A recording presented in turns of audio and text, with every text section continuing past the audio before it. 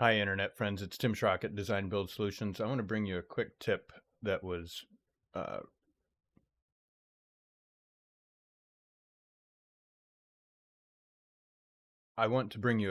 about a question that was raised today on a Facebook group regarding window schedules and how to include some windows in this area column and not some windows in this area column.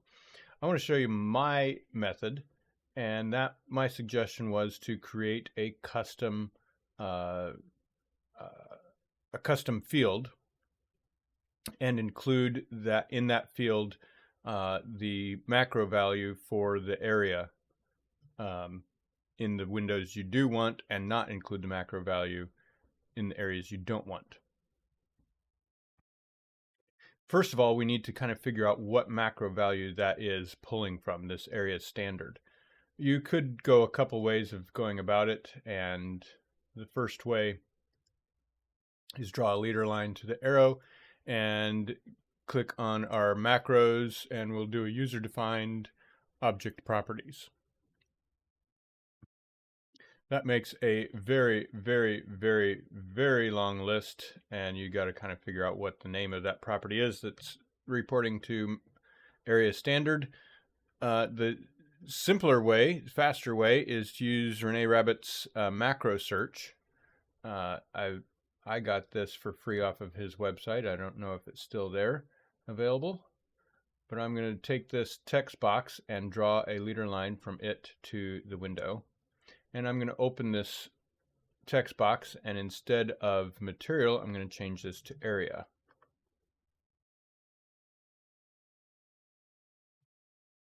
So the two things that pop out to me first is 15 square feet is thermal envelope area, and containing wall thermal envelope area. Now, containing wall, if I add another window to this containing wall, this same wall, that containing wall thermal opening area changes to 30 square feet, where the thermal envelope area stays at 15. And that tells me the containing wall thermal opening area is calculating all of the windows that are in that same wall, where just the thermal envelope area is just that one window itself. So thermal underscore envelope underscore area is the macro name, is not the macro name, but the variable that we want to put in our custom field. Now, I am working in Chief Architect Premier. Custom fields, I feel like, has been at least back to X12. I don't remember exactly when these were added, but and it might have been before X12, but certainly any of the latest versions, X16, X15, X14, you can do that. So let's do window area as a new field, and in that field value, I'm going to type %thermal underscore envelope underscore area. And that's just for this one window so far. Now, just because that field is there does not mean it's not going to automatically show up in this window schedule until we actually add it to that window schedule as a column to include. So I'm going to add, click on area standard. Any columns that I add to it will be directly next to area standard, and so we'll find this window area, that custom field we created, as a new available column.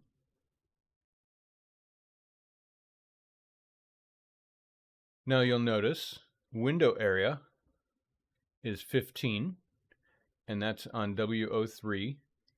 So W03 has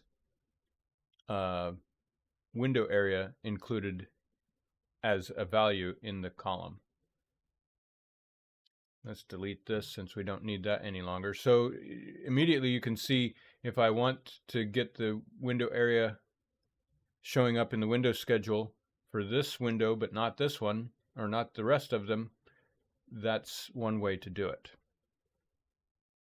Now, if you want a window in the model that's not showing up any information in here, you can certainly, uncheck include in schedule,